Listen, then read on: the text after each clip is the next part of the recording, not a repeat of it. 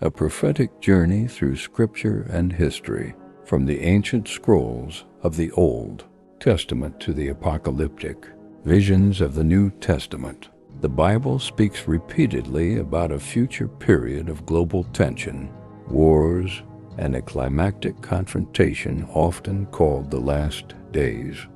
These prophecies were written thousands of years ago, yet they describe patterns, conflict, alliances, and upheaval that many believers today connect with modern geopolitical tensions, especially in the Middle East. This is not just theology.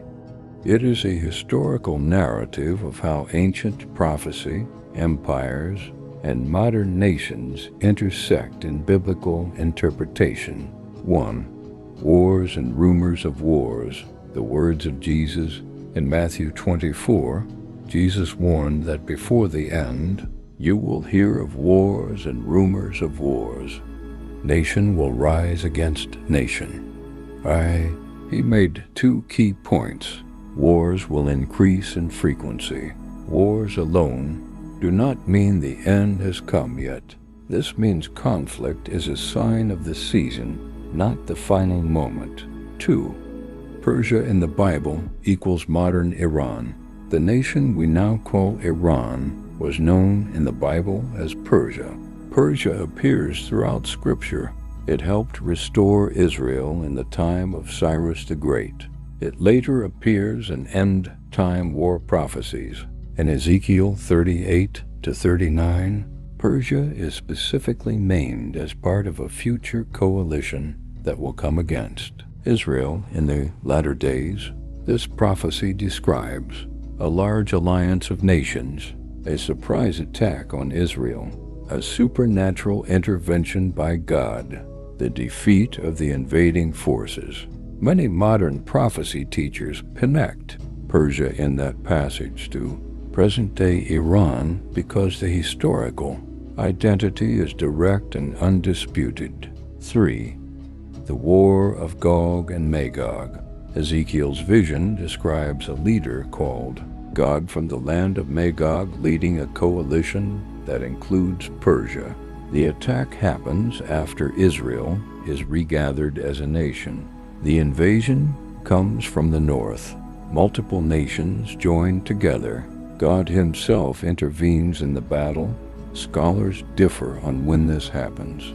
Some say before the tribulation, some say during, some say after the millennium, but the connection of Persia, Iran, to the alliance is one of the most discussed aspects of modern end-time teaching.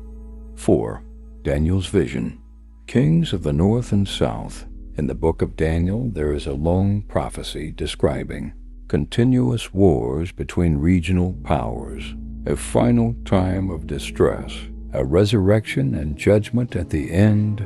This prophecy shows that conflict in the Middle East is not new. It has been part of a prophetic timeline for over 2,000 years. 5. Zechariah and the siege of Jerusalem. The prophet Zechariah foretold a future moment when all nations gather against Jerusalem. The city becomes the center of global conflict. God ultimately defends his people. This is often connected to the final battle known as Armageddon, where world powers assemble for a climactic confrontation. 6. Armageddon, the final war.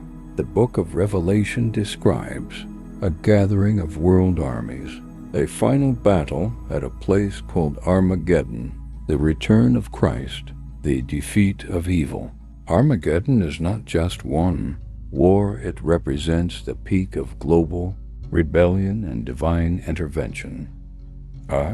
7. Historical timeline of prophetic milestones. Many prophecy teachers point to a sequence. 1. Israel scattered, 70 A.D. 2. Israel regathered as a nation, 1948. 3. Middle East tensions increase. 4. Alliances form around Israel. 5.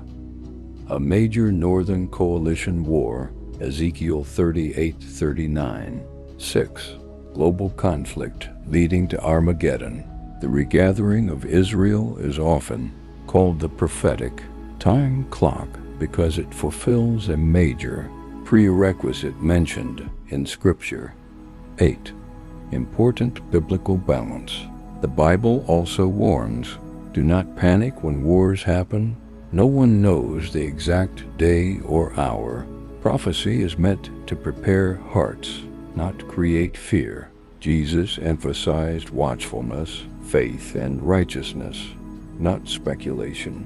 9. Spiritual meaning of end-time awareness.